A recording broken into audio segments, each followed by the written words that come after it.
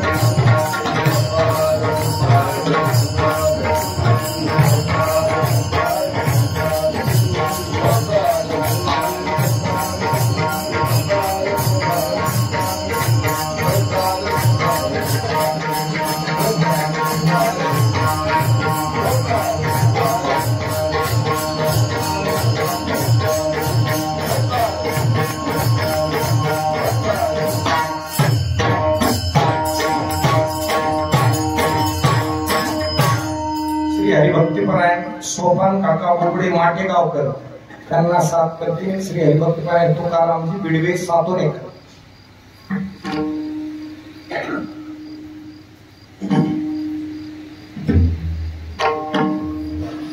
हरी हरी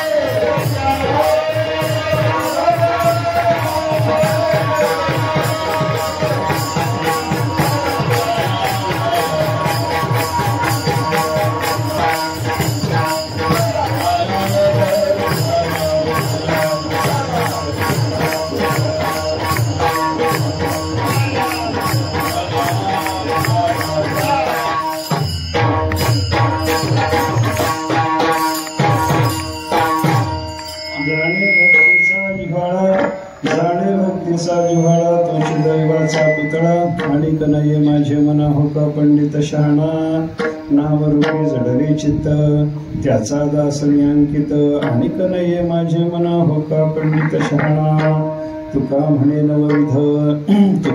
नवविध भक्ती जाणे तोची शुद्ध आणि कनये माझे मना हो का पंडित शहाणा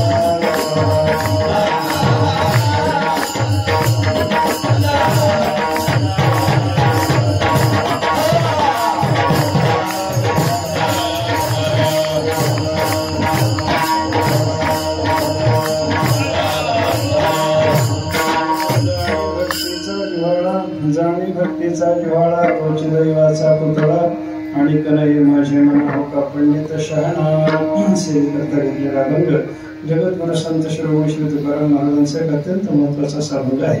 संतपर प्रकरणातला अभंग आहे. साधूचं वर्णन करणारा अभंग आहे आणि साधूचं नुसतं वर्णन न करता साधूच्या वास्तविक दैवाचं त्यांना प्राप्त झालेलं जे खरं खरं भाग्य आहे त्या भाग्याचं वर्णन करणारा अभंग आहे.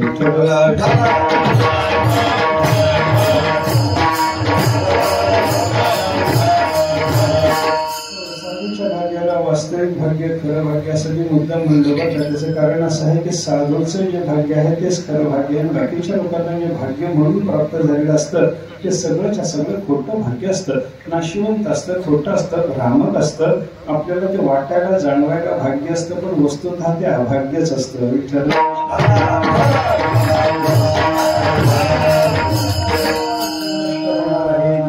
दुःख देणार आहे, परिणाम ज्याचा चांगला नाही, जे जड आहे अशा पद्धतीचं भाग्य जर आपल्याला प्राप्त होत असेल तर त्याला भाग्य म्हणायचं कारण नाही. भाग्य कशाला म्हणावं? जे सत्य आहे, जे चिद्रूप आहे, जे आनंदरूप आहे, जे शाश्वत आहे अशा पद्धतीचं काहीतरी आपल्याला प्राप्त झालं तर त्याला भाग्य म्हणावा असा विचार संतांच्या बाबतीमध्येच आपल्याला भाग्य सापडतो. हे खरं भाग्य, शाश्वत भाग्य, सत्य म्हणण्यासारखं, आनंदरूप म्हणण्यासारखं, चिद्रूप म्हणण्यासारखं हे भाग्य आहे. साधूच्या शिवाय दुसऱ्या कोणाच्याही भाग्याला नाही. म्हणून संतांच्या वास्तविक भाग्याचं हे वर्णन आहे.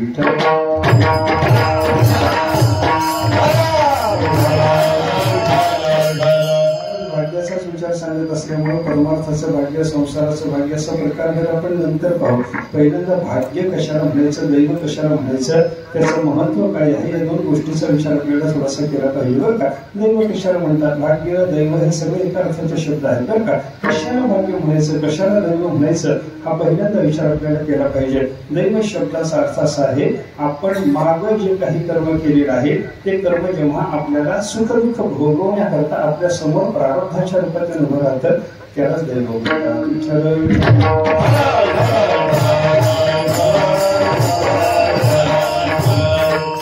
विचार सांगत असताना शास्त्रामध्ये 3 प्रकारचे कर्म आपल्याला सांगितलेलं आहे. एकाला क्रियमाण म्हणतात, एकाला संचित म्हणतात आणि एकाला प्रारब्ध म्हणतात. अशा पद्धतीचे 3 प्रकारच्या कर्माचं चिंतन वेदांतात नेहमी आपल्याला एकाने मिळतं. जगद्गुरु तुकाराम महाराजांनी या 3ही प्रकारच्या कर्माचं लक्षण, त्यांची व्याख्या एका चरणात आपल्याला सांगून ठेवलेली आहे. महाराजांनी सांगितलं केले ते क्रियमाण, झाले ते संचित म्हणा आणि प्रारब्ध ते जाणवर मुरितवर घेते. तुकाराम महाराजांनी अशा पद्धतीने 3 कर्माची व्याख्या सांगितली. आपण जे कर्म करत राहतो, जे कर्म अजून पूर्ण झालेलं नाही, ज्या कर्माची अजून परिसमाप्ती झालेली नाही असं शास्त्राने सांगितलेले जे कर्म आपण करत असतो त्या करीत असलेल्या कर्माला चालू असलेली कर्माची स्थिती अजून संपलेली नाही अशा असलेल्या त्या कर्माला क्रियमाण म्हणायचं. हेच क्रियमाण संपलं की मग अजून प्रारब्ध पण आपल्या समोर भोगायला यायच्या अगोदर आपल्या कर्माशयात जे जमा राहतं ना त्याला संचित असं म्हणतात. आणि संचितातून एक एक कर्म आपल्या समोर जेव्हा येत राहतं त्याच्यातलं प्रारब्ध म्हणून आपल्याला सुख किंवा दुःख भोगवण्याकरता जे कर्म आपल्या समोर उभं आहे त्याला प्रारब्ध म्हणतात आणि त्यालाच दैव भाग्य म्हणतात.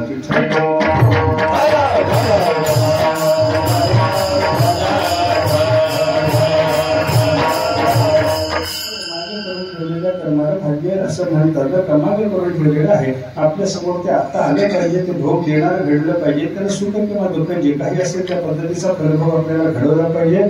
त्याला दैव त्याला भाग्य असं म्हणतात. असं भाग्याचं लक्षण आपल्याला करणं शक्य आहे. बघा कसं आहे बघा त्या तीनही प्रकारच्या कर्माचं थोडक्यात स्वरूप जर आपल्याला पाहायचं झालं म्हणजे चालू असलेली क्रिया तिचं नाव क्रियमाण, संपून गेलेली पण कर्माशयात जमा पडून राहिलेली जी क्रिया तिचं नाव संचित आणि त्या कर्माशयातल्या जमा असलेल्या संचितातून आपल्यासमोर भोग देण्याकरता आलेली जी क्रिया त्याला म्हणायचं प्रारब्ध. म्हणजे तीन प्रकारचं कर्म ना आमचे गुरुजी उदाहरणानं त्याचं सांगत असत. शेतकऱ्याला शेतात पेरलेली ज्वारी अजून ते घरी आलेली नाही अशा अवस्थेत तिला म्हणायचं क्रियमाण.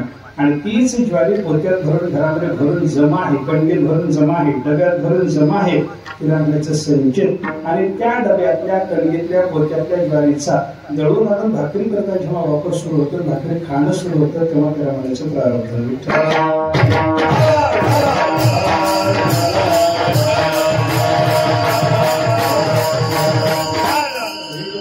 असताना हेच आपल्याला सुख दुःखाचा भोग घडवीत असतं बरं का. बघा माणसं असं म्हणतात आम्ही एवढं चांगलं वागतो तरी देव आम्हाला दुःख देतो, आम्ही एखादा माणूस एवढा वाईट वागतो तरी त्याला देव सुखामध्ये ठेवतो असं लोकांचं म्हणणं आहे. पण देवाच्याकडे अपवाद देण्याचे कारण नाही.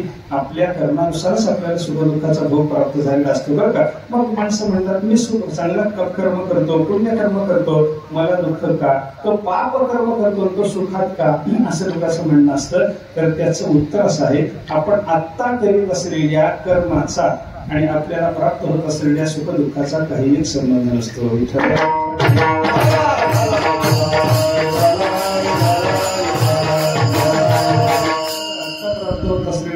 मागच्या कर्माचा परिणाम आहे. मग आता कशाला चांगलं करा असं लोकांचं म्हणणं असतं. आम्हाला सुख दुःख जर आताच्या कर्माचा प्राप्त होणारच नसेल तर मग आता कशाला चांगलं कर्म करा असं लोकांनी विचारलं तर त्याला उत्तर असं आहे मागचं कर्म जसं होतं तसं आता भोगायला लागला, आत्ताचं कर्म जसं आहे तसं पुढं भोगायचं आहे. ते पुढं भोगायला सुखाच्या परिणामाचं ठरावं याच्याकरता आता चांगलं कर्म केलं पाहिजे.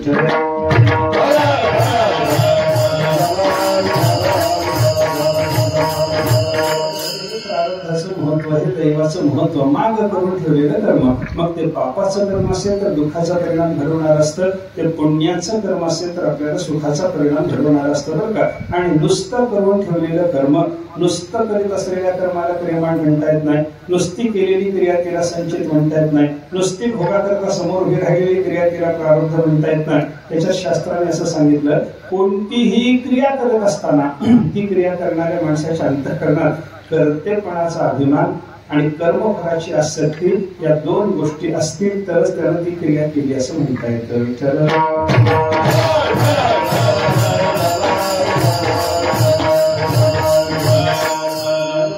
कर्मशास्त्राचा सिद्धांत आपल्याला एका ओळीत सांगितलेला आहे. तया कर्तृत्वाचा मधो आणि कर्मफली आस्वादो या दोहीसीचे नाव बंधू. कर्मासाठी कर्माचं बंधन कशाला प्राप्त होतं तर कर्तृत्वाचा मत असावा, कर्मफलाची आसक्ती असावी. तेव्हा मग मनुष्याने केलेल्या कर्माच्या योगाने निर्माण होणारे जे काही सुख प्रारब्ध आहे जे दैव आहे त्यानुसार सुख दुःख प्राप्त होतात बरं का.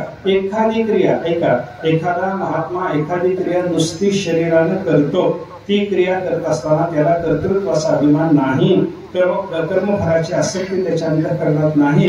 अशा अवस्थेत त्यानं केलेली क्रिया त्याला सुख दुःख काहीच देत नाही.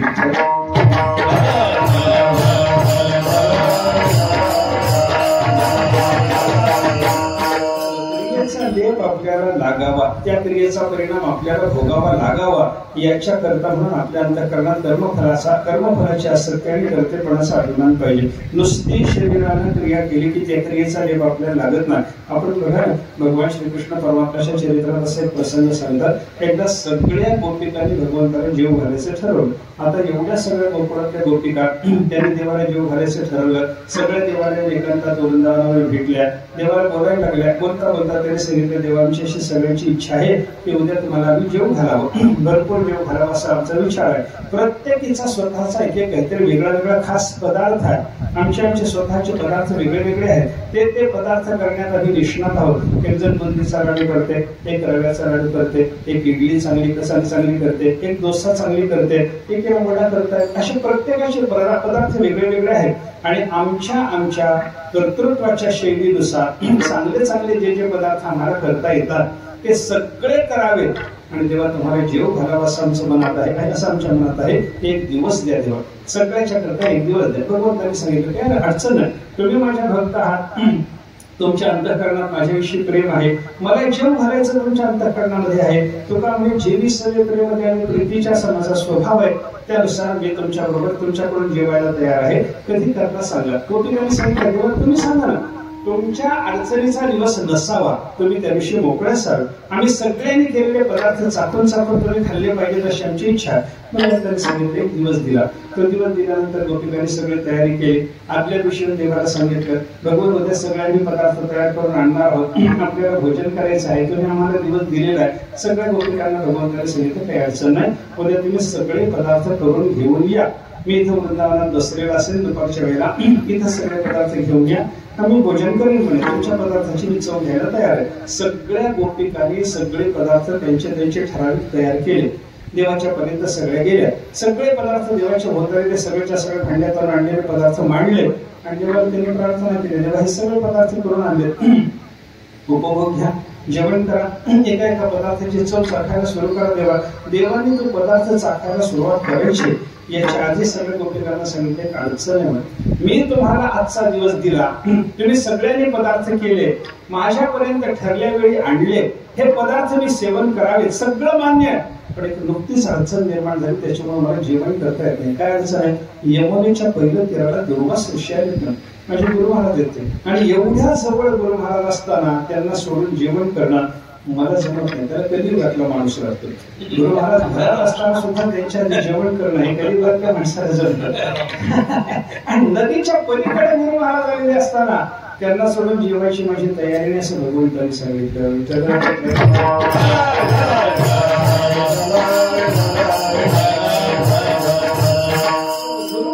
जेवण होऊ द्या, त्याच्याशिवाय मला जेवता येत नाही असं गोपिकांना सांगितलं. गोपिका म्हणायला लागल्या आता काय करायचं देवा, एवढे सगळे करून आणलेले पदार्थ वाया जाण्याची वेळ, आणि काय करावं सांगा. भगवंतांनी सांगितलं की यांचं जेवण झाल्याशिवाय मला जेवता येत नाही. सगळ्या गोपिका म्हणायला लागल्या देवा आम्ही तुमच्या गुरु महाराजाला तुमच्या आधी जेव घालायला तयार आहोत, पण गुरु महाराज आहेत यमुनेच्या पहिल्या तीराला, यमुना दुथडी भरून व्हायला लागली, इथे एखादी नावही नाही, एवढ्या सगळ्या पदार्थाची भांडी हे एवढं सगळं घेऊन आम्ही तुमच्या गुरु महाराजांपर्यंत पोहोचायचं कसं सांगा ना. देवाने सांगितलं तुमची जायची जर तयारी असली तर तुमची व्यवस्था करायची जबाबदारी माझ्याकडे. काय व्यवस्था करतात? नावा वगैरे आणतात. देवाने सांगितली नावीची काहीच गरज नाही, तुम्हाला मी एक निरोप सांगतो, यमुनेच्यासाठी माझा एक निरोप आहे, तो निरोप यमुनेला सांगा, यमुना तुम्हाला वाट देईल, त्या वाटेला माझ्या गुरु महाराजांपर्यंत जाऊन त्यांना जेव घाला, त्यांचं जेवण झाल्यानंतर त्यांचा शेष प्रसाद माझ्यापर्यंत घेऊन या, मी भोजन करतो असं देवाने सांगितल्यानंतर गोपिकांनी सांगितलं हा सांगा म्हणे. जेव्हा तुमचा यमुनेला काय निरोप असेल तर तुम्ही आम्हाला सांगा, आम्ही यमुनेला सांगू, यमुना वाट देते का बघू. असं म्हटल्यानंतर भगवंतांनी सांगितलं माझा निरोप असा सांगा म्हण काय. यदि कृष्ण बालयति हे सर्व दोष विवर्जितः तर्हि नो देहि मार्गं वै कालिंदी सरितांबरे प्रत्युक्ते वचने कृष्णा मार्गं वदास्यते स्वतः सुखेन तेन व्रजत योयं सर्वा गजांगनाः. भगवंतांनी सांगितले यमुनेवर जा, यमुनेला हात जोडा, तिला सांगा हे यमुने, हे सर्व नद्या श्रेष्ठ असलेले यमुने, तुझ्यासाठी आमच्या भगवान श्रीकृष्ण परमात्म्याचा एक निरोप आहे. श्रीकृष्ण परमात्मा जर बाल यती असतील म्हणजे बाल वयापासूनच यती धर्मानं वागणारे असतील, कोणत्याही प्रकारचा स्त्रियेच्या संबंधातला दोष त्यांच्याकडून घडलेला नसेल तर यमुने आम्हाला वाट दे. हे बोलणं कधी चाललंय? परवा सरास क्रीडा होऊन गेल्यानंतरच हे बोलणं आहे.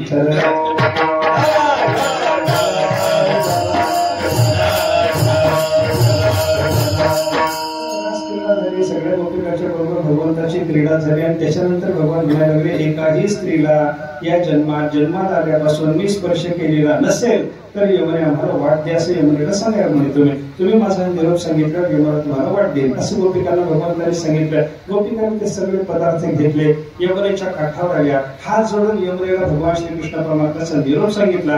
हे यमुना माते, आमचे भगवान श्रीकृष्ण परमात्मा भागीरथी असतील, त्यांच्याकडून कोणताही स्त्री संबंधातला दोष घडलेला नसेल, आम्हाला तो मार्ग दे असा देवाचा निरोप आहे असे यमुनेला सांगितल्याबरोबर यमुना एकदम दुभंगली. यमुनेला कोरडी वाट बदल करून दिली. सगळे गोपिकाच्या वाटेला सगळे पदार्थ घेऊन दुर्वासापर्यंत जाऊन पोहोचल्या. पहिलं तीराला दुर्वास बसले होते, त्यांच्याजवळ गेल्या. दुर्वासाने विचारलं, कसं काय आलं? पण देवाने पाठवलं म्हणून आलो. काय कारण आहे? देवाच्या करता हे सगळे पदार्थ केलेले होते. तुम्ही इथं आलेले असताना तुम्हाला सोडून देवाची जेवायची तयारी नाही म्हणून हे सगळे पदार्थ देऊन आम्हाला देवाने तुमच्यापर्यंत पाठवलं. मला जेवायला देणार तुम्ही? दुर्वासाने विचारल्याबरोबर त्यांनी सांगितलं, हो हे सगळे पदार्थ तुमच्या भोजनाकरता आणलेले. दुर्वास म्हणलं, वाढायला सुरुवात करा की, उशीर कशाला? चांगल्या कामाला उशीर कशाला करता? वाढा. लगेच दुर्वासाच्या पानामध्ये ते अन्न वाढायला सुरुवात झाली. त्या सगळ्या गोपिकांनी करून आणलेलं ते सगळं अन्न दुर्वासाने संपून टाकलं. किती अन्न होतं? 56 खंडी अन्न होतं. 56 खंडी धान्याचे करून आणलेले. झोपून का ते थोडं बोलायचं तुम्हाला. 56 खंडी म्हणजे काय? थोडं असतं काय? एक खंडी म्हणजे किती माहिती आहे ना तुम्हाला? मलाच माहिती नाही, तुम्हीच सांगा बरं. एक 5 किलोची एक पायली असते आपल्याकडे. पंढरपूरला गेलं तर 7 किलोची पायली असते त्यांची. त्यांचा अजून मोठा मन असतो बरं का. 5 किंवा 7 किलोची एक पायली, 16 पायली म्हणजे एक मण, आणि 20 मणाची एक खंडी होते. अशा 56 खंडी धान्याचं अन्न शिजवून आणलेलं एकट्या दुर्वासानं खाऊन टाकलं. विठ्ठल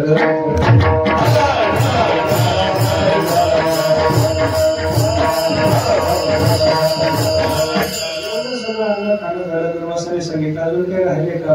म्हणाले, भांडे राहिले म्हणले. आता काय खायचे असते तर एक भांड तुमच्या पानात वाढलं म्हणे. दुर्वास म्हणले, भांडे काही खायची आपली तयारी. अन्न संपलं. मग आता एक काम करा, जा तुम्ही परत जा. जशा तुम्ही श्रीकृष्णापासून माझ्यापर्यंत हे अन्न देण्याकरता आल्या होता त्याप्रमाणे आता माझं म्हणणं आता तुम्ही परत जा. गोपिका म्हणाले, आम्हाला जाता येत नाही. का जाता येत नाही? यमुना दुथडी भरून वाहते आहे, आम्हाला जायची व्यवस्था नाही.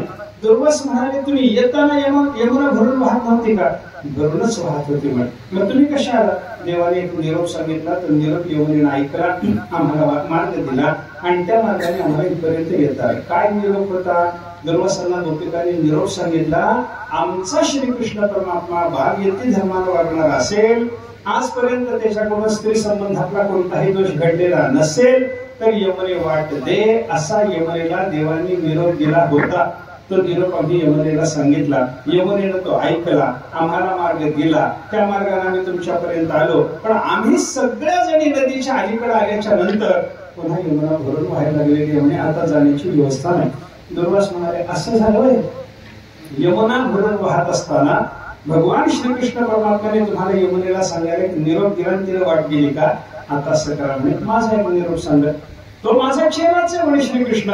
त्यानं जर निरोप दिला असेल तर मीही निरोप देतो. त्याच्या निरोपानं यमुना जर वाट देतोय, माझ्याही निरोपानं वाट देईल म्हणे. जा म्हणे, तुम्ही यमुनेला जाऊन सांगा. काय सांगायचं?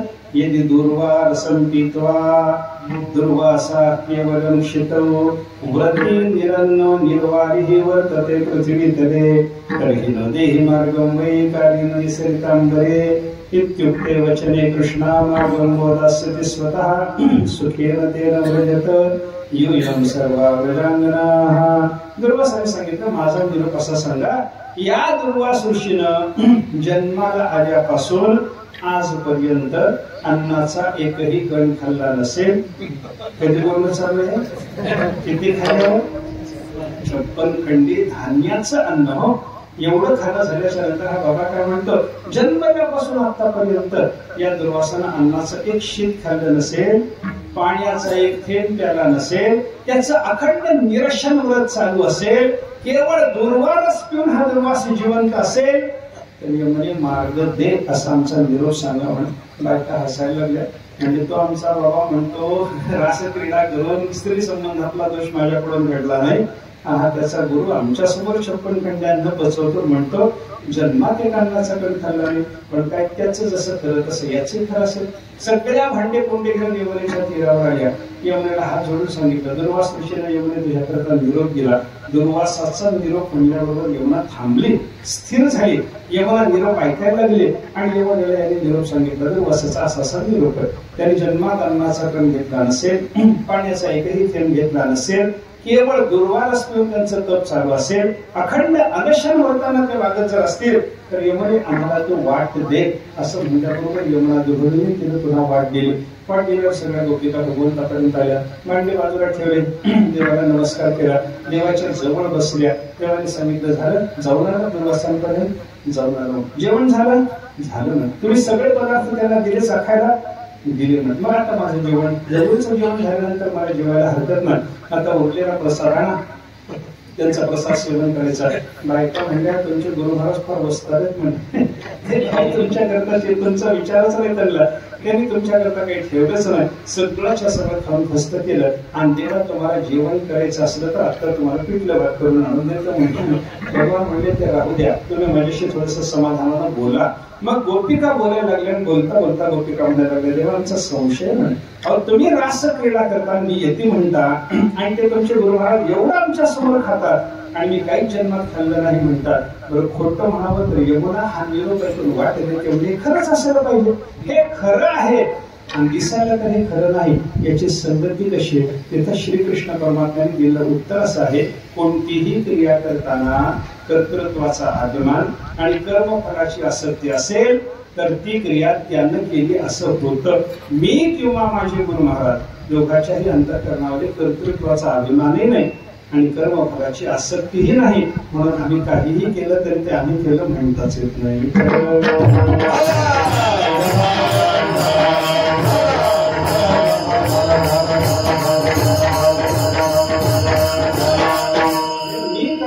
असं मला वाटत नाही किंवा आमच्या गुरु महाराजांना वाटत नाही किंवा हे केल्यापासून मला हे मिळालं पाहिजे अशा पद्धतीची कर्मफलाची आसक्ती आमच्या अंतःकरणात नाही.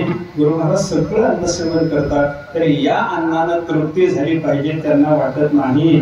मी सगळे भोग भोगतो तरी या भोगाने मला काहीतरी समाधान सिद्ध झालं पाहिजे असं मला वाटत नाही. कर्मफलाची आसक्ती नाही, कर्तृत्वाचा अभिमान नाही, म्हणून हे आम्ही जे सगळं करतो ते करूनही न केल्यासारखं होतं. तुका म्हणे कधारी भोग भोगनी ब्रह्मचारी तुक्याही भोगनी ब्रह्मचारी म्हणविसे. सगळ्याच्या सगळ्या राहण्याचा उपभोग घेऊन भगवान ब्रह्मचारी तसे कर्तृत्वाचा अभिमान नाही, कर्मफलाची आसक्ती नाही म्हणून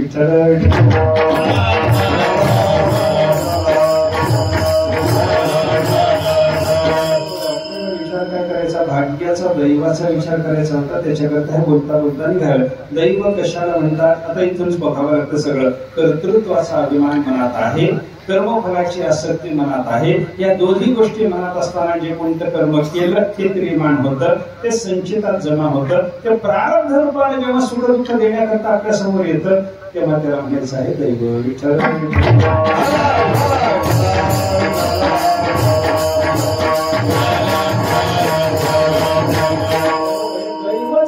सुख दुःख सगळं घडवत असतं. मागं पाप असेल तर आपलं दैवत आपल्या समोर येतं तेव्हा ते आपल्याला दुःख देतं आणि मागं पुण्य कर्म केलं असेल तर ते दैव बनून जेव्हा आपल्या समोर येतं तेव्हा आपल्याला सुखाचा भोग घडवतं.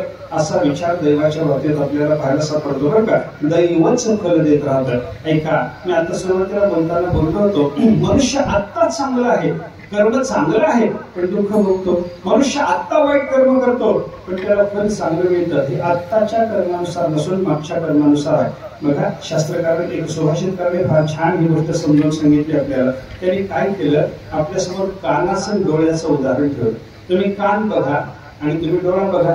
थोडस बघा, कान बघा, डोळा बघा. बाजूच्या माणसाचा कान बघा, झोपू नका, डोळे उघडे ठेवा. डोळे उघडे ठेवून बाजूच्या माणसाचा कान बघा. कान कसा, कानाचं रूप चांगलंय का डोळ्याचं रूप चांगलंय मला सांगा. दिसायला कोण चांगलंय, कान चांगलाय का डोळा चांगलाय? कान चांगलाय का? बघा, मला सांगा ते तुम्ही बोलल्याशिवाय मला कळत नाही म्हणून विचारतो तुम्हाला. कोण चांगलं हो, कान चांगला का डोळा चांगला? दिसायला कोण चांगलाय सांगा. तुम्ही बोलल्यानंतर मी कितीतरी सोडून देतो काय मला काय करायचं तुम्ही मला काहीतरी शिकवलं तर मला काहीतरी शिकवायचं म्हणून माझं बोलणं चालू आहे तर तुम्ही काहीच बोलत नाहीत मला. सांगा की कोण चांगलंय, डोळा चांगलाय का कान चांगलाय? कोण चांगलं दिसायला कोण चांगलंय? डोळा चांगलाय. बघा कानाचं वर्णन करताना तो सुभाषितकार वर्णन करतो सच्छिद्रहा मध्य कुटिलहा. या कानाच्याकडे तुम्ही बघा, याचं रूप कसं आहे, याला भोग पडलेलं आहे की नाही? कानाच्याकडे बघितलं तर या कानाला एक भोग पडलेला आहे की नाही? अरे ते भोग काय म्हणून तरी ऐकू येतं किंवा आपल्याला, नाहीतर तुम्ही ऐकलं असतं. या कानाला एक भोग आहे. बरं बाकीची रचना करायची पाहिली तर वाकडी तिकडी आहे, वाकडा तिकडा आहे, चांगलं नाही. त्याला भोग पडलेलं आहे, चांगलं नाही. हे कानाचं झालं. आता डोळ्याकडे चला. डोळा कसा आहे? डोळ्याच्या बद्दल विचार केला तर डोळा स्वच्छ आहे, निर्मळ आहे, छान दिसतो, तो मूल्यवान आहे. मूल्यवान असलेल्या हिऱ्याला जसं डबीत ठेवतात तसं परमेश्वरानं या डोळ्याचं मूल्य जाणून पापण्याची याला डबी करून दिलेली.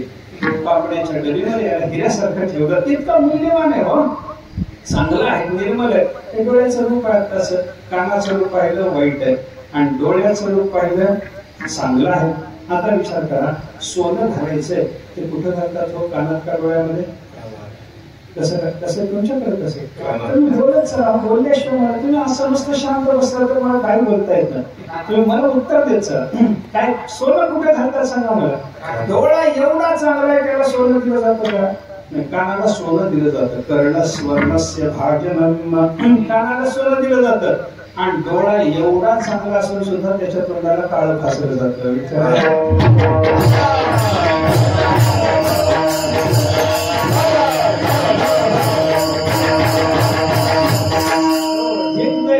निर्मलम नेत्रम पात्रम कज्जल भस्मनः. त्या डोळ्यामध्ये घातलं काय जातं तर काजळ. काजळ म्हणजे काय? काळं लावणं. तोंडाला काळं फासणं चांगली गोष्ट का? डोळा चांगला आहे वाटता दिसायला, पण त्याला काळं लावलं जातं. कान वाकडा तिकडा आहे, धोकाचा आहे. असं असताना सुद्धा त्या कानाला मात्र सोनं दिलं जातं. बघा कुठलं म्हणजे अलंकार कानामध्ये घातले जातात ते विचार करायचे. एवढं सोनं कानाला आणि डोळा एवढा चांगला असताना त्याच्या तोंडाला काळं फासायचं, ते कशाला घडलं सांगा? डोळा आत्ता चांगला आहे, मागचं काहीतरी बिघडलं म्हणून काजळ लावलं. आणि कान आत्ता वाईट आहे पण मागचं चांगलं होतं म्हणून त्याला सोनं मिळालं.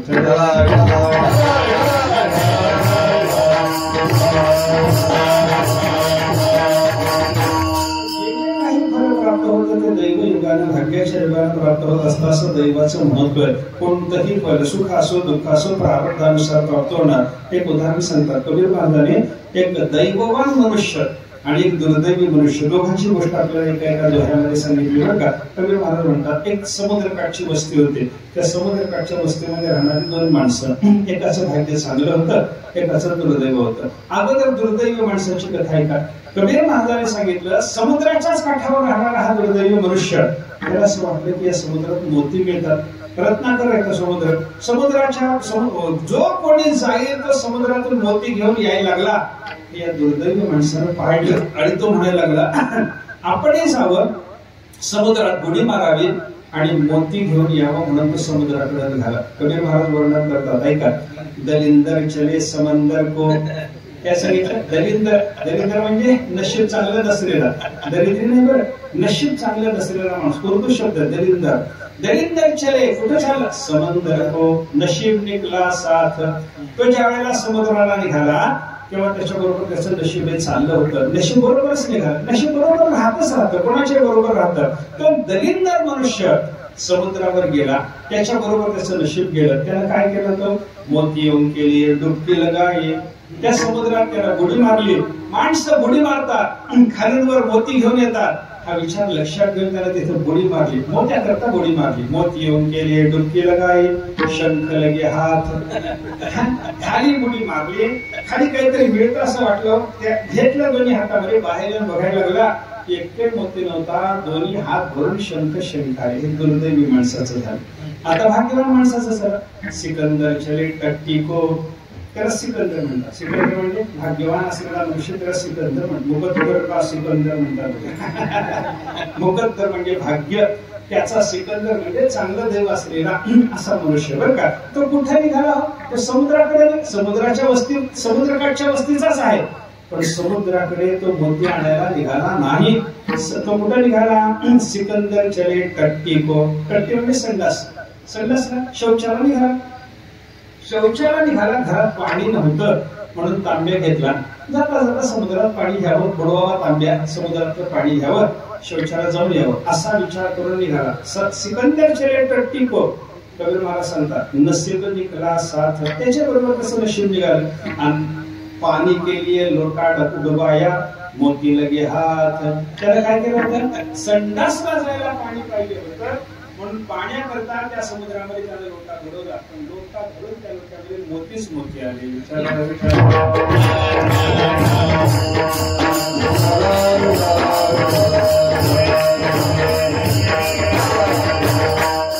समुद्रावर जातो, बुडी मारतो, मोत्या करता प्रयत्न करतो, पण दैव चांगलं नसल्यामुळे शंख हाताला लागतात. हा संडासला निघालेला सहज पाण्याकरता लोटा बुडवतो आणि याला मोतीच मोती मिळतात. कशाचा परिणाम आहे बघा. त्याचं दैव चांगलं नाही, याचं दैव चांगलं आहे. एवढंच त्याच्यामध्ये उत्तर आपल्याला पाहायला मिळतं बरं का. दैव चांगलं असलं की फल चांगलं आहे आणि दैव चांगलं नसलं की त्या दुर्दैवी मनुष्याला फल चांगलं मिळत नाही. हा प्रकार दोन्हीकडे समान आहे, संसार आणि परमार्थामध्ये. परमार्थातलं दैव चांगलं असावं तेव्हा चांगली फलप्राप्ती होते. संसारातलं दैव चांगलं असावं तेव्हा इथे चांगली फलप्राप्ती होते. एक सुभाषितकार म्हणतो माणसाचं दैव अनुकूल नसताना त्यानं नुसती धावाधाव केली तर त्याला पैसा मिळत नाही. माधाव माधाव विनैव दैवम नो धावनम साधनमस्ति लक्ष्म्याः चेद्धावनम साधनमस्ति लक्ष्म्याः श्वाधावमानो न लभेत लक्ष्मीं. त्यांनी वर्णन करताना असं सांगितलं दैव अनुकूल नसताना नुसती उद्योगाची धावाधाव माणसाने केली, नुसता धावत राहिला त्याला पैसा मिळत नाही. दैव अनुकूल असावं तेव्हा केलेल्या उद्योगाला फळ येतं बरं का. भाग्य जैसा अनुकूळ केले उद्यम सदा सफळ. ज्ञानेश्वर मला सांगतात भाग्याची अनुकूलता पाहिजे तर आपण केलेल्या खटपटीला फळ येतं. भाग्य अनुकूल नसताना नुसती खटपट करत राहिला, नुसती पळापळ करत राहिला त्याला काही मिळत नाही. त्याच्याकरता वर्णन करताना सुभाषितकारांनी सांगितलं आपलं भाग्य अनुकूल नसताना नुसती धावाधाव करून जर माणसाला पैसा मिळाला असता तर जगातला पहिला श्रीमंत कुत्रा राहायला पाहिजे होता. कारण कुत्रा सतत पळत राहतो, साधं चालणं वगैरे ठाऊकच नाही. पळण्यानं जर पैसा मिळाला असता तर पहिला श्रीमंत कोण पाहिजे? कुत्रा. पण कुत्र्याला ज्या अर्थी एवढं पळूनही पैसा मिळत नाही याचा अर्थच असा आहे की दैवाची अनुकूलता नसताना नुसती पळापळ करून काही मिळत नाही.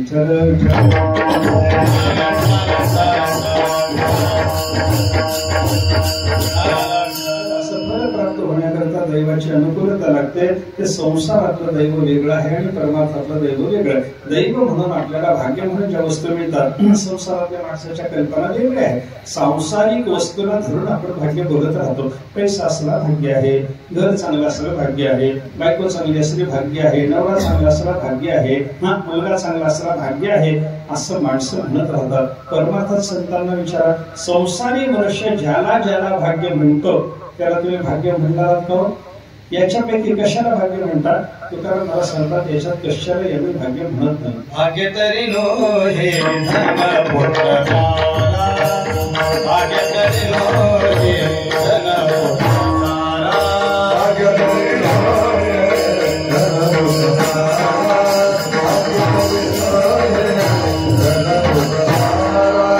भाग्य तरी लो हे धन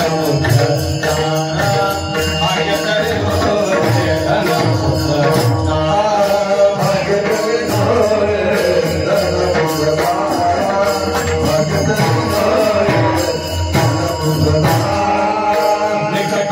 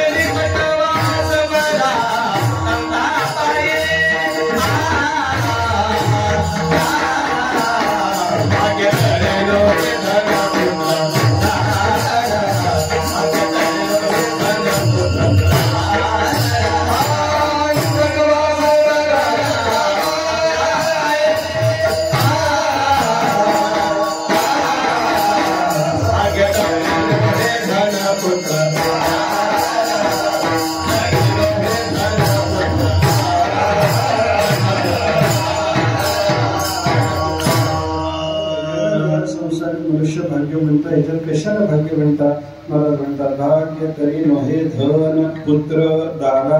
कोणी धनाला भाग्य म्हणेल, कोणी पुत्राला भाग्य म्हणेल, कोणी दारा म्हणजे बायकोला भाग्य म्हणेल, पण हे काही भाग्य म्हणण्यासारखं नाही म्हणेल. खरं भाग्य कोणतं?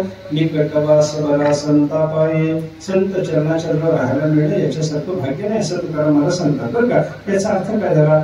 संसारी मनुष्य ज्याला भाग्य म्हणतो संतांच्या दृष्टीने ते भाग्य नाही. संत कशाला भाग्य म्हणतात? भाग्यवान कोणाला तरी म्हणतात की नाही? तुकारामाला तरी सांगितलं आम्ही सुद्धा भाग्यवान म्हणतो म्हणे.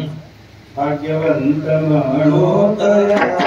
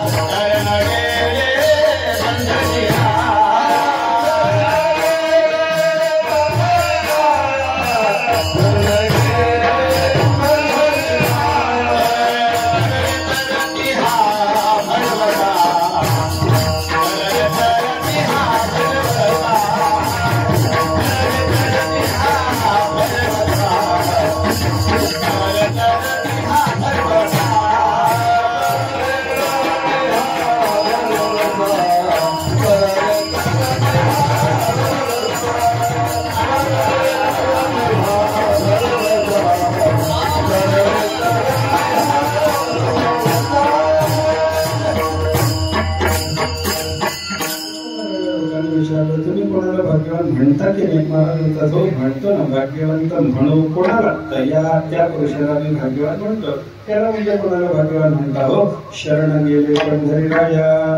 जे परमात्मा पंढरीनाथाला अनन्य भावाने शरण गेले ते आमच्या दृष्टीने भाग्यवान. याचा अर्थ काय झाला? संताचा भाग्यवान कोण? ज्याला भगवत प्राप्ती झाली तो भाग्यवान. भगवत प्राप्ती याला संत भाग्य म्हणतात. आणि भगवंताच्या प्राप्तीकरता उपयोगी पडणारं जे जे साधन असेल ते साधन हाती लागलं की ते साधन रूपी भाग्यच म्हणतात संत विठ्ठल.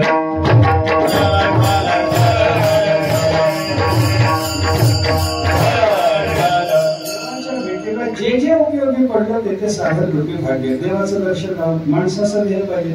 माणसाचा ध्येय सुद्धा भाग्याचा म्हणला. भाग्याने ती मनुष्य देहा तो हा पहा विठ्ठल. भाग्याने तुम्हाला मनुष्याचा ध्येय प्राप्त झाला. ती भाषा तुकारामांची ऐकली की मनुष्य ध्येय भाग्याचा. इथं आल्याच्या नंतर भारतात मनुष्याचा ध्येय प्राप्त झाला परमभाग्याचा. काय भरत खंडे नरदेह प्राप्ती ते परमभाग्याची संपत्ती. तेथेही विवेक परमार्थी त्याचा वशवर्ती मी परमात्मा. या सगळ्याचा वचनाचा विचार जर आपण केला तर याच्यातून काय लक्षात घेता येतं? मनुष्य देह मिळाला भाग्य, विवेक वैराग्य मिळायला लागलं भाग्य, संत संग घडला भाग्य, संतांची सेवा घडली भाग्य, त्याच्यातून संतांनी कृपा केली भाग्य, आणि संतांच्या कृपेनं झालेल्या बोधांनी परमात्मा भेटला परमभाग्य.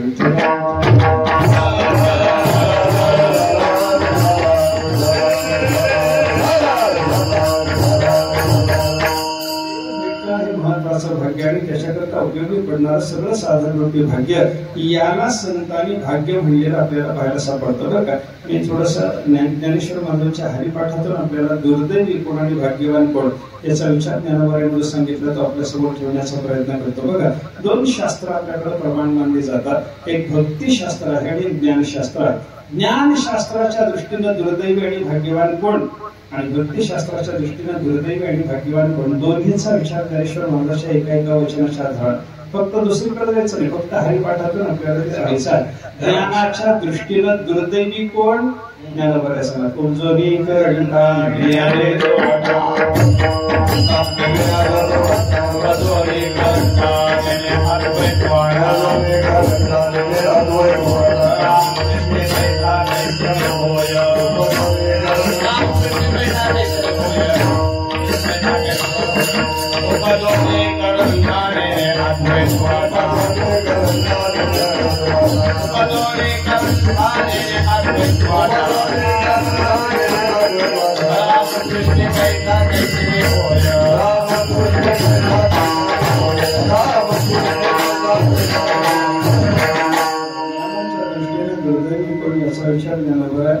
पहिल्यांदा आपल्याला सांगतात ज्ञानाच्या दृष्टीने दुर्दैवी कोण उपजवणी करंटा. मनुष्य देहाला जन्माला पण तो दुर्दैवी आहे, करंटा आहे. कोण नेणे अद्वैत वाटा. अद्वैत ज्ञानाची वाट सुद्धा ज्याला ठाऊक नाही तो दुर्दैवी आहे असं ज्ञानेश्वर महाराजांनी सांगितलं. हा ज्ञानाच्या दृष्टीने दुर्दैवी झाला. आता ज्ञानाच्या दृष्टीने भाग्यवान कोण ज्याला मोक्ष प्राप्त झाला त्याला ज्ञानाच्या दृष्टीने भाग्यवान म्हणावं लागेल की नाही. मोक्ष रेखे आला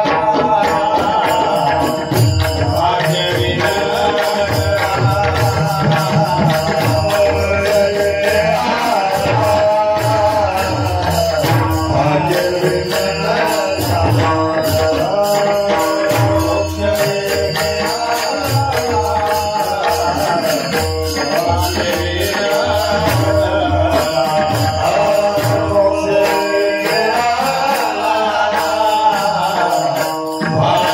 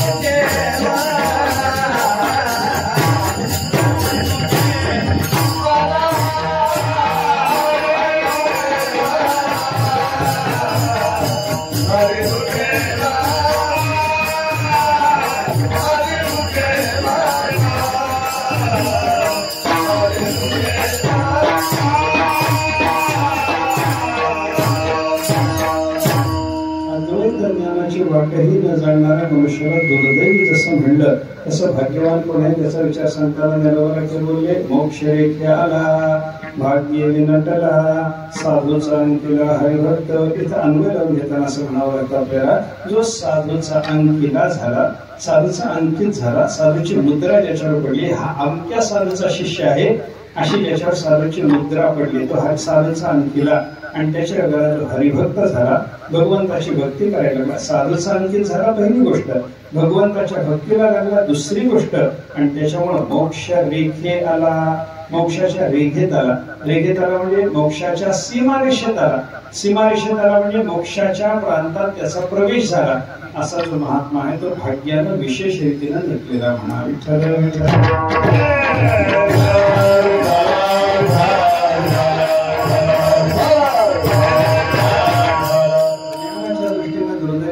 भाग्यवान कोण आहे जसं ज्ञानोबा बोलले.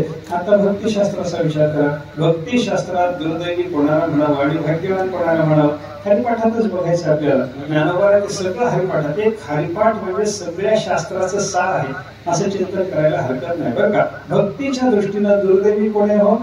हरिसिन भजत दैव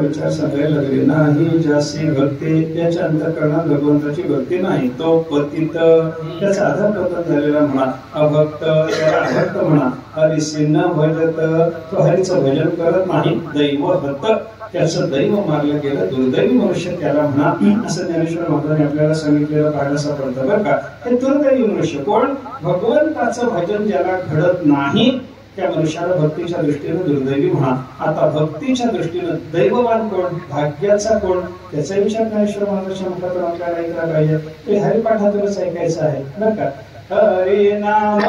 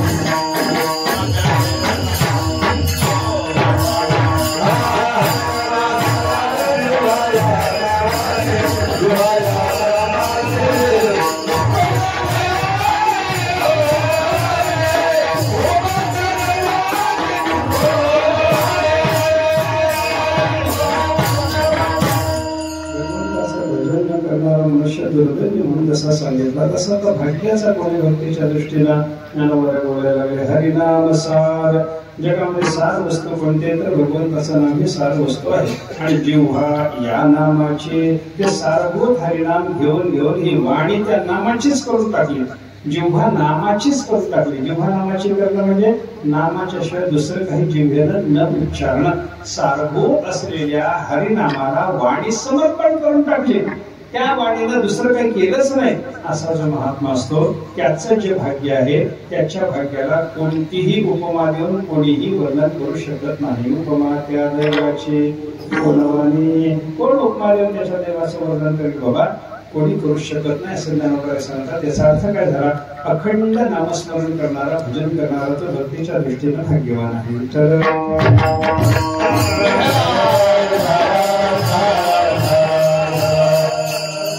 भक्तीला धरून असलेला एक भाग्याचा विचार, महात्मा भाग्यवान दैवाचा पुतळा. कोण दैवाचा पुतळा? मला बघायच्या पहिले भक्तीचा जिव्हाळा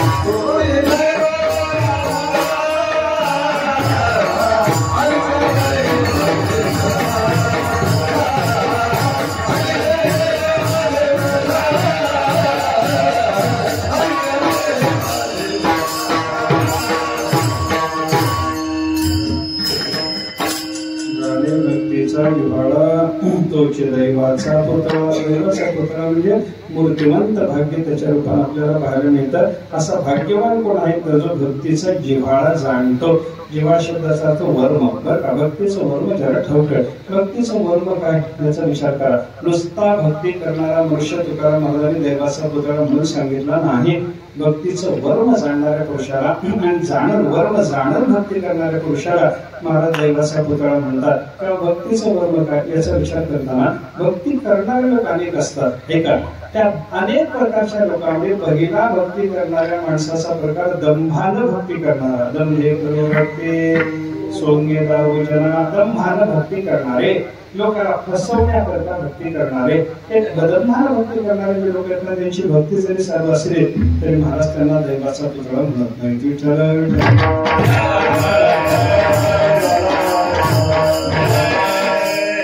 सोंगाने जग भूलत हो पण देव भूलत नाही. बरं का? सोंगे छंदे का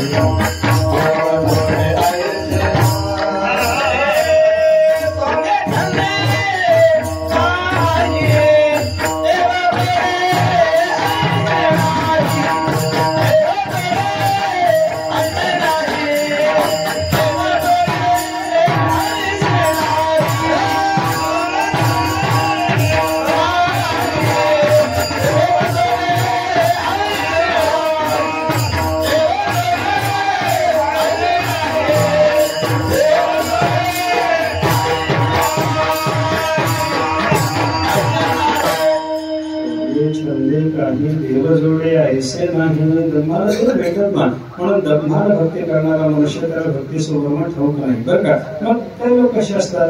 भक्ती करतात, दंभानं करत नाही, खरी करतात. हे का? त्याच्यातील प्रकार पुन्हा असा होतो. हे लोक भक्ती करतात, खरी करतात. हे जरी खरं असलं तरी भक्ती थोडी करायची, संसाराची कामना फार करायची. भक्ती ज्याची थोडी पूर्ण विषयाची गोडी, असे जर भक्त असतील तर त्यांनाही तुकाराम महाराज दैवाचा पुतळा म्हणत नाही. हे का? भक्तीचं वर्म कसं आहे? भक्ती केली पाहिजे, दंभानं नाही, खरी केली पाहिजे. खरी करताना सुद्धा थोडी करून संसार फार मागायचा असं नाही, भरपूर केली पाहिजे. आणि भरपूर भक्ती करूनही देवाला काही न मागितलं पाहिजे.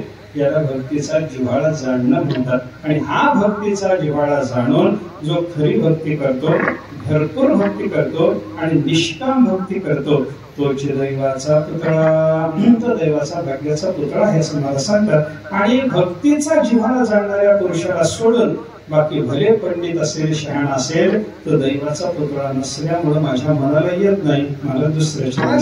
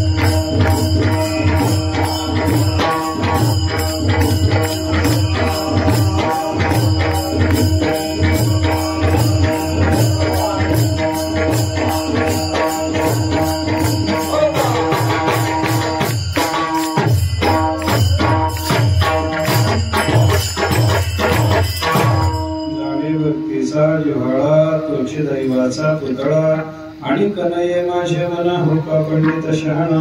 जगद्गुरु संत शिरोमणी श्री तुकाराम महाराज या बंधातून खरा भाग्यवान कोण, वास्तविक भाग्य कोणाचं, महापुरुषाला भाग्यवान कशामुळे म्हणायचं याचा विचार सांगतात। जो भक्तीचा जिव्हाळा जाणतो, तो भक्तीचा जिव्हाळा कसा, दंभाला नाही, खरी पाहिजे। खरी भक्ती सुद्धा थोडी नाही, विपुल पाहिजे। आणि विपुल केल्यानंतर सुद्धा देवाला कोणत्याही प्रकारची कामना न केली पाहिजे।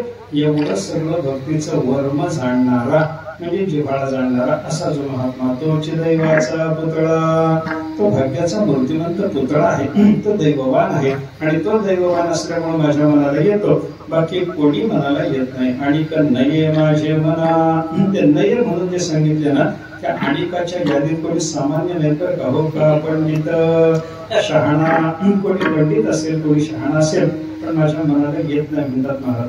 आता पंडित कोण, शहाणा कोण, आपल्याकडे व्यवहार दोन्ही शब्द एकाच अर्थाने साधारणपणे आपण घेतो। 4 अक्षर शिकलेल्या माणसाला पंडित म्हणतात, त्यालाच आपण शहाणा म्हणतो। पण शहाणा आणि पंडित वेगळे आहेत। ज्या अर्थी तुकाराम महाराजांनी दोन्ही शब्द एका ठिकाणी वापरले, त्या अर्थी दोन्हीचा अर्थ वेगळा। पंडित कोण आणि शहाणा कोण याच्याबद्दल विचार केला तर आपल्याला असं म्हणता येतं की ज्याला शास्त्राचं ज्ञान आहे त्याला पंडित म्हणा, आणि ज्याला व्यवहाराची अक्कल आहे त्याला शहाणा म्हणा।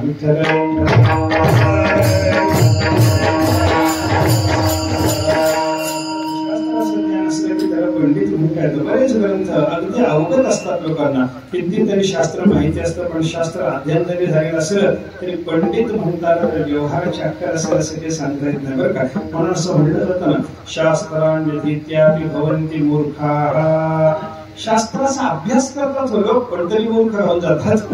ते शास्त्राचा अभ्यास करून जे मूर्ख राहून गेले ना, यांना पंडित म्हणता येतं, पण शहाणा म्हणता येत नाही बरं का। म्हणजे पंडित वेगळा आणि शहाणा वेगळा। आता पंडितपणा आणि शहाणपणा या दोन गोष्टीला धरून माणसाच्या 4 जाती करता येतात आपल्याला बरं का।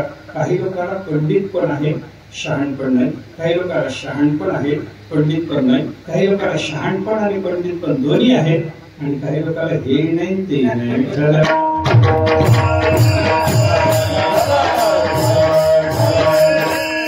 शास्त्राचं ज्ञान असल्यामुळे त्याला पंडित म्हणावं, पण व्यवहाराच्या अक्कल नसेल तर शहाणा म्हणता येत नाही। काही लोकांना शहाणपणा असतो, व्यवहार करतो, पण शास्त्रातलं काही कळत। काही लोकांना मात्र असं असतं बरं का, त्यांना शास्त्रही कळतं आणि त्यांना व्यवहारही करतो. एक उदाहरण सांगतो त्याच्याकरता. एक राजा होता. त्या राजाला ज्योतिषशास्त्राच्या संबंधानं प्रेम नव्हतं.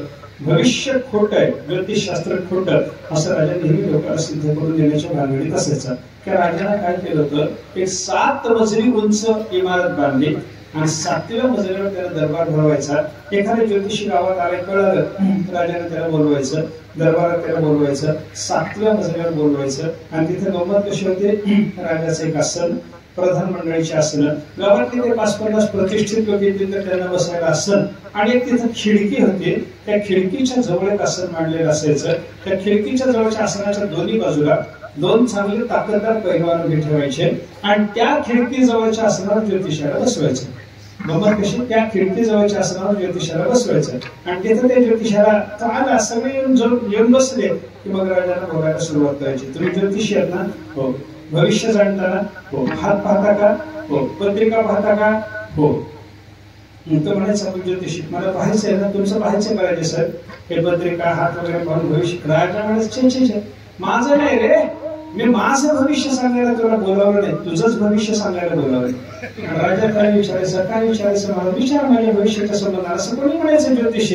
राजा काय करायचा, त्या ज्योतिषाला विचारायचा, हे देव तुझं आयुष्य किती शिल्लक राहिले सांग, किती राहिलं सांग. आता ज्योतिषी काय करणार, पत्रिका पाहणार, हात पाहणार आणि सांगणार अजून 10 वर्ष, 10-20 वर्ष, 25 वर्ष काहीतरी आयुष्य त्याला सांगितलं. राजा त्या 2 पैलवानाच्याकडे बघायचा, ते उचलून त्याला खिडकीतून 7 मजल्यावरून खाली फेकून द्यायचे. आता 7 मजल्यावरून खाली पडल्यावर 25 वर्षांना मरतो की आजच मरतो, तो मरायचा आणि तो मेला. राजाने सगळ्या लोकांना सांगायचं, बघा तो 25 वर्ष माझं आयुष्य म्हणत होता ज्योतिषशास्त्राच्या आधारानं शास्त्र खोटं आहे, ज्योतिषशास्त्र खोटं, ज्योतिषशास्त्र खोटं, असंच चाललं. एका दिवशी त्याच्याकडे एक पंडित आला. तो पंडित आहे पण शहाणा आहे. आतापर्यंत आलेले सगळे कसे होते, शास्त्र पाहून बोलणार होते, परिस्थिती पाहून बोलत नव्हते, बेटे शहाणे नव्हते. एक पंडित आला, राजाला काय सांगितलं, मी उद्या दरबारात येणार. राजा म्हणले, या, मी तुम्हाला तुमचं भविष्य सांगणार असेल तर मी तुमच्याकरता बसूनच म्हणलंय, तयारीतच आहे मी. राजा दरबार बरोबर पंडित तिथे गेला, त्या खिडकीजवळच्या आसनावर बसल्याबरोबर राजाने विचारलं, तुम्ही ज्योतिषी? हो. भविष्य सांगतो. सांगायचं काय राहिलं तुमचं? नाही, मी तुझं भविष्य सांगायला बोलावले तुला, तुझं आयुष्य किती शिल्लक राहिलं सांग. नेहमी सगळ्या ज्योतिषाला राजा जसा विचारत होता तसं त्याही ज्योतिषाला विचारतो, तुझं आयुष्य किती राहिलं सांग. त्या ज्योतिषाने सांगितलं, सरकार किती राहिले सांगता येत नाही, पण माझ्या आयुष्याचे एक गणित मी काढून ठेवलं. म्हणला, तुमच्या आधी फक्त तासभर मी मरणार आहे. तसं हे उत्तर हे कळालं का? तुमच्या आधी फक्त तासभर मी मरणार आहे. आता राजा त्याला टाकून देईल का टाकत नाही? कारण याला राजाने टाकलं, हा मेला की घंटाभरानं काय झालं, काय सांगा की काय होणार आहे तासानं. राजाचं मरण जर याच्यानंतर तासभरानं असेल तर राजाला टाकून देणार नाही. म्हणजे तुमच्या आधी तासभर माझं मरण आहे. हे ज्योतिषानं दिलेले जे उत्तर केले ते शास्त्र ज्ञानावर नाही, व्यवहार ज्ञानावर आहे.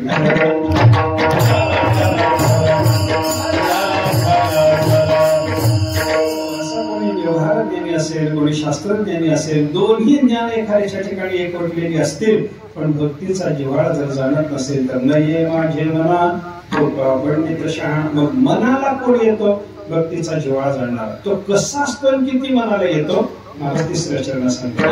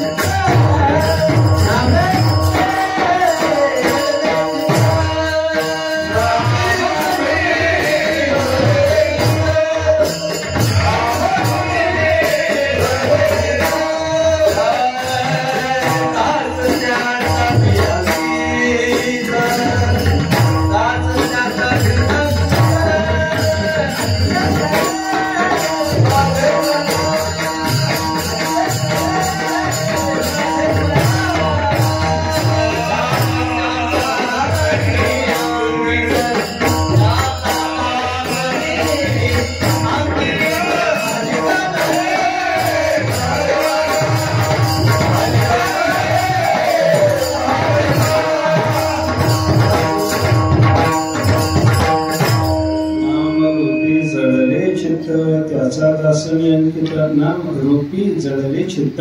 देवाच्या नामाच्या ठिकाणी आणि रूपाच्या ठिकाणी चित्त जडलं तर तो भक्तीचा जिव्हाळा जाणणारा मनुष्य म्हणावा. भक्तीचा जिव्हाळा जाणणारा ओळखायचा कसा? ज्याचे चित्त देवाच्या नाम आणि रूपाच्या ठिकाणी जडलेलं आहे. नामाच्या ठिकाणी चित्त जडलं की महात्मा अखंड नामस्मरण करतो आणि रूपाच्या ठिकाणी चित्त जडलं की महात्मा अखंड देवाचे ध्यान करतो. अखंड नामस्मरण आणि अखंड सगुण रूपाचं ध्यान ज्या महात्म्याचं चालू आहे तो भक्तीचा जिव्हाळा जाणणारा. आणि तो किती मनाला येतो? महाराजांनी सांगितलं त्याचा दास मी अंकित, मी त्याचा अंकित दास होऊन राहायला तयार आहे. एवढी त्याची माझ्या मनाला आवड आहे असं महाराजांनी सांगितलं. लोकांनी सांगितलं महाराज दास होतो म्हणतात, पण ज्याचं दास्य करायचं तो शुद्ध आहे की नाही याचा विचार करा. त्याला महाराज शेवटच्या चरणात होतं.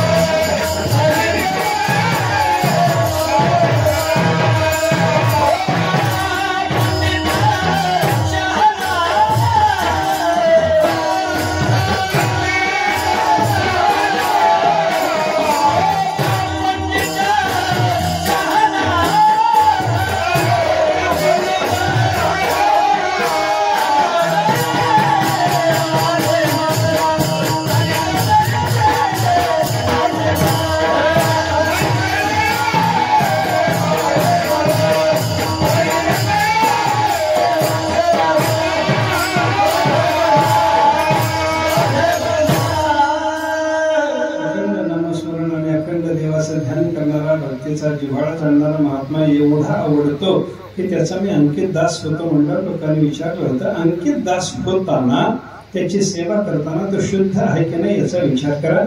त्याला महाराजांनी उत्तर दिलं. तुका म्हणे नवविध भक्ती जाणे तोची शुद्ध. नवविधा भक्ती जाणणारा जो महात्मा तो जगामध्ये शुद्ध आहे. त्याच्यासारखा दुसरा कोणी शुद्ध नाही. पवित्र सोवळी एकतीच भूमंडळी ज्यांचा आवडता देव खंडित प्रेम भाव असं त्याच महात्म्याला पवित्रपण आहे. आणि त्याला पवित्रपण असल्यामुळं त्याचं दास्य करायला हरकत नाही. त्याचं दास्य करावं एवढा तुम्हाला आवडतो. आणि असा पुणे भक्तीचा जिव्हाळा जाणणारा. बाकी कसाही असला शहाणा असेल पंडित असेल पण भक्तीचा जिव्हाळा जाणून भक्ती करत नसेल तर माझ्या मनाला येत नाही असं महाराज या रंगातून स्पष्ट सांगतात. किंवा जगात कोणाच्याही मनाला येण्यापेक्षा आपलं कल्याण होण्याच्या दृष्टीनं ज्ञानेश्वर महाराज तुकाराम महाराजांसारख्या साधू पुरुषाच्या मनाला आपण आलं पाहिजे. आणि संतांच्या मनाला यावं याच्याकरता पंडित होण्याची गरज नाही. याच्याकरता व्यवहार चतुर शहाणा होण्याची गरज नाही. फक्त भक्तीचा जिव्हाळा जाणून भक्ती करावी. जाणे भक्तीचा जिव्हाळा तोच दैवाचा पुतळा. आणि कनये माझे मना कोपा पंडित शहाणा ज्ञानोबा माऊ.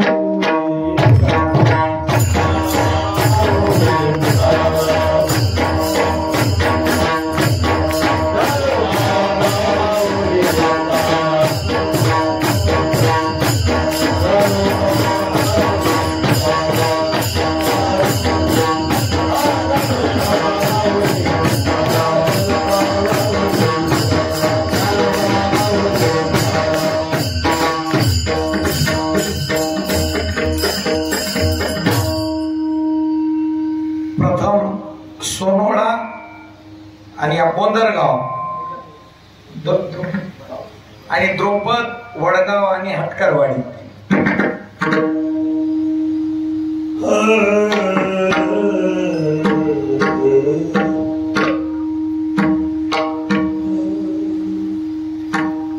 तुका